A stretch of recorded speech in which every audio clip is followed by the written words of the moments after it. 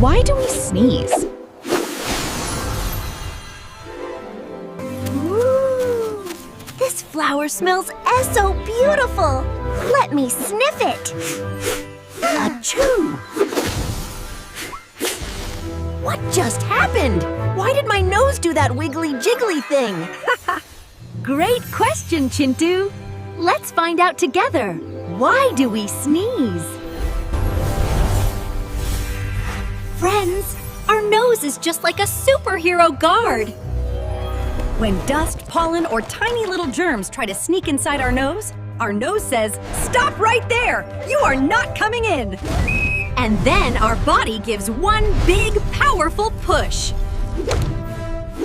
All the dust and germs poof, out! Nose is clean again. Imagine if your house had no vacuum cleaner. How dusty and messy would it get, right? It's like a mini vacuum cleaner that shoots all the dirt and dust straight out of our nose. So my nose works like a cleaning machine. Now listen to this amazing fact.